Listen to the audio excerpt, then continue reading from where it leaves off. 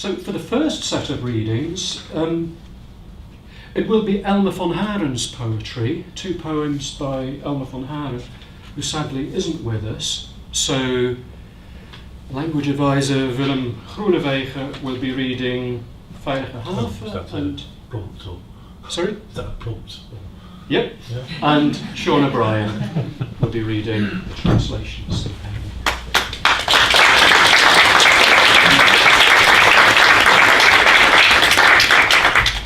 So this is Elma van Haren's poem Veilege Haven, translating as Safe Haven. Veilige haven. In gestolen werktijd koffie gaan drinken. Ik was op weg naar een vloer met bijts in de aanslag. Buiten bijts. Binnen op de planken met veel terpentine, daar wordt hij mooi transparant van, al ziet de vakman dit als water bij de wijn. Maar niet alles en iedereen kan toch gedachtengolven. Met paniekerige vlagen, de Texaanse cycloon van vorige week gelijk. Heviger niet gekend tot nu toe. Ik ben mijn vaders gouden ring verloren. Al heel lang een familiestuk. En daar kom ik dan, volgende, stomzinnig. De gewaarwording dat een donkere massa naast mijn tafel staat. Eeuwenoud, robuust, besnord. Een stuk graniet van een berg, dreigend dit café ingebrokkeld. And then the next part is italicized, so it might be different voice and interior monologue even. Wie, ik, u vergist zich, niet de zoon van, de zonen zijn op. Let niet op mij. Wie ben ik in het licht van eeuwen? Ik bewoon het huis, probeer het parket glanzend te houden. De tuinman heb ik moeten ontslaan. Nee, de zonen zijn niet gesneuveld, dus het is enkel ik. Op een dag ging mijn vader in bed liggen en stond gewoon niet meer op. Waarom doen we dat zo in onze familie? Neem toch plaats alstublieft. Ik moet zeggen, doe mij maar een ziekenhuis om in te sterven, waar het medeleven neutraal is en doodgaan en passant aan de hand is. En als het kan, iedereen onverstaanbaar buitenlands praat, op een betrokken maar afstandelijke toon. Beleefd, maar toch informeel. Iets opgewekts, echte verpleegsterstaal. And then we go back to the standard script. Misschien was mijn vinger gegleden. Misschien van mijn vinger gegleden, bij een wasbak neergelegd. Tijdens de afwas, onder de spiegel, op het nachtkastje, naast de computer. Portobello's volgesmolten kaas worden het doezelig licht ingedragen. Aan de tafel naast mij lunchen keurige mensen, brillen, gespen, handtassen. Sissela.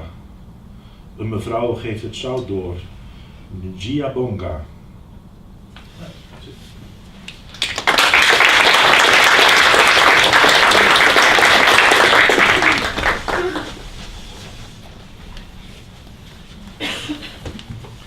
Research associate crushed by lecture.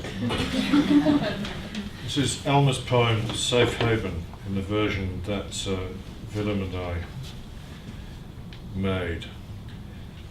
I skived off for a coffee during working hours. I was on my way to another floor. I had the wood stain ready, exterior stain, or with floorboards primed with turpentine. It makes it all nice and transparent, although the skilled tradesman would call it dilution. But not every Tom, Dick and Harry. Thought waves. Waves of panic equal to last week's cyclone in Texas. This is the worst I've ever known it. I've lost my father's golden ring. It's been in the family so long, and there's me next in line, thick as a brick.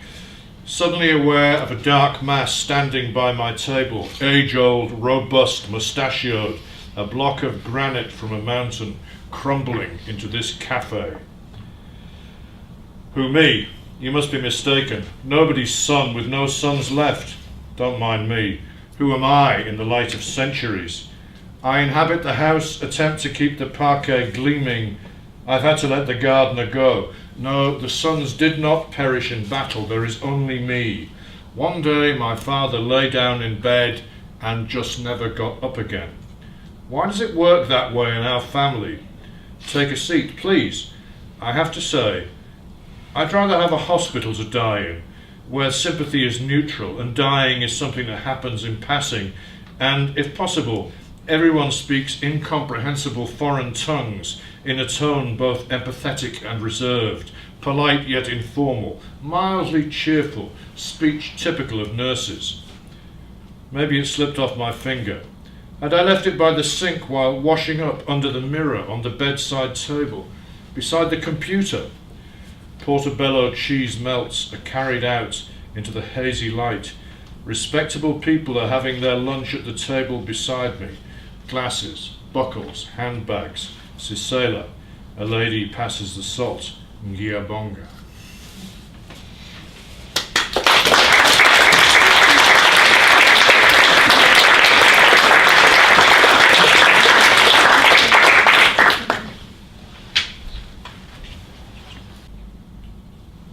This is Rosemary's and my version of Elma van Haren's If Not This. It's a work in progress. The weather's muggy, full of the giddy spells that come with mugginess. Children are being hoisted onto parents' shoulders for a lesson in supervision. But I was raised without that, and moreover, anyhow, anywhere.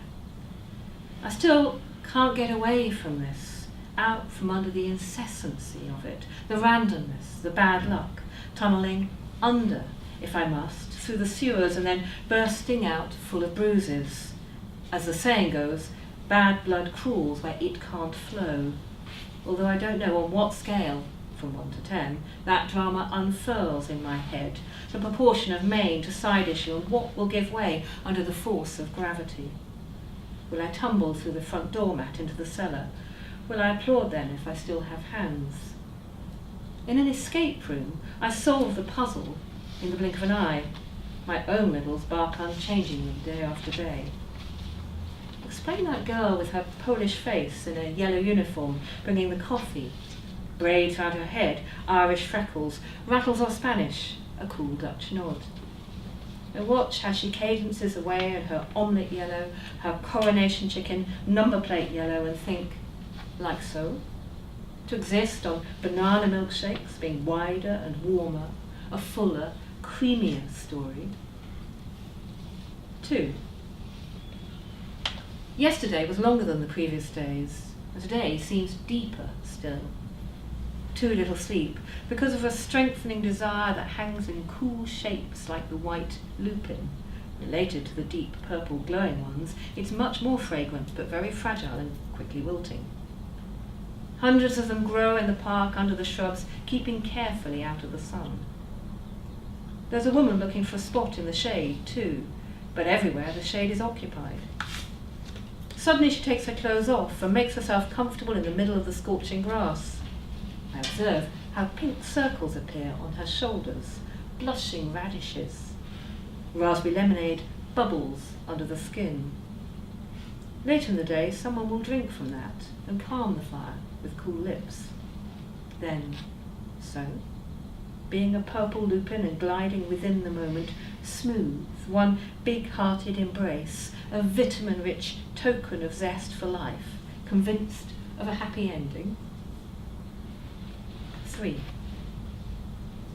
Summer evening. Children's voices announce the time of day, playing hide-and-seek.